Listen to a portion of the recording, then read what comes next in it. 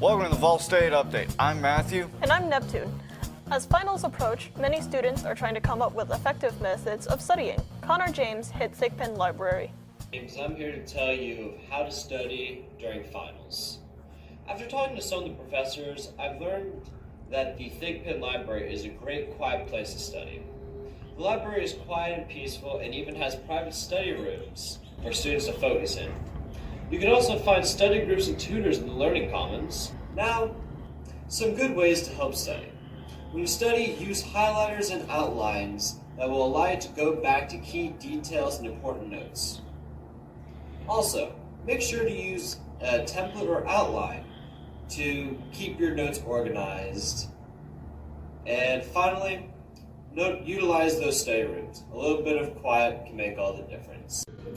I have seen quite a bit of group studying, checking out our library study rooms, making use of the dry erase boards for writing their terminology out, and also borrowing note cards from us to use for flashcards for terms. What are some resources do you recommend for students who are struggling with the material? Okay, yeah, so over in our Learning Commons, we have lots of tutoring available, and you can make an appointment through the website, or you can walk in and schedule an appointment. Sometimes you can do the tutoring right then. So I would highly recommend that, and they're usually open until I think 8 p.m. every night. After talking to Brittany and figuring out all of those key ways to help study for finals, so if you go to Ball State Community College and are struggling to study for finals, come over to the Thigpen Library. Sumner County schools have been tagged by the state as reward schools. That means they excel in attendance, achievement scores, growth scores, English learner proficiency, graduation rates, and graduate preparation. The reward schools are Bethpage Elementary, Burris Elementary, Brown Elementary, Guild Elementary, Howard Elementary, Indian Lake Elementary, Knox Doss Middle School, Liberty Creek Elementary, Liberty Creek High School, Liberty Creek Middle School, Merrill Hyde Magnet School, Berry Elementary, North Sumner Elementary, Oakmont Elementary, Ellis Middle School, Hunter Middle School, Westmoreland High School, and Westmoreland Middle School. Looking for a holiday parade?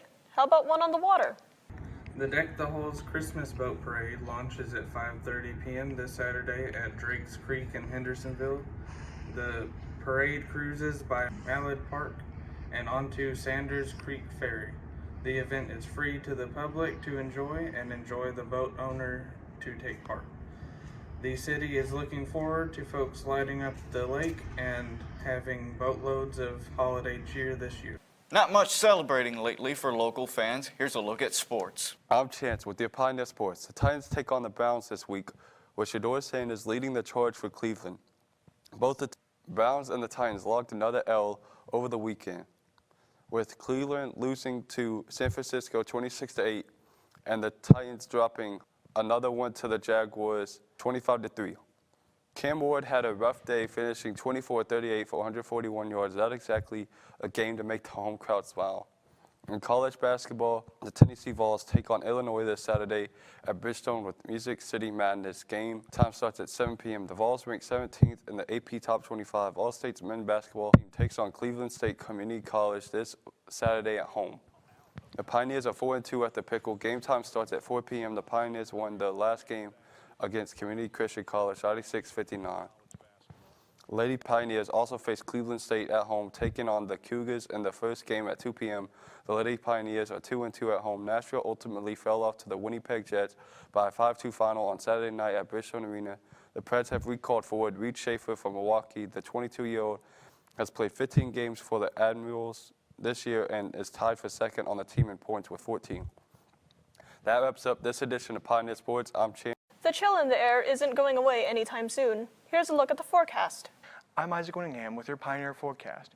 Expect some sprinkles throughout today with some gray skies straight through tomorrow. The high will be 54, the low dropping to 36 this weekend, but still above freezing. For the most part, it will feel around 51, especially in Lafayette.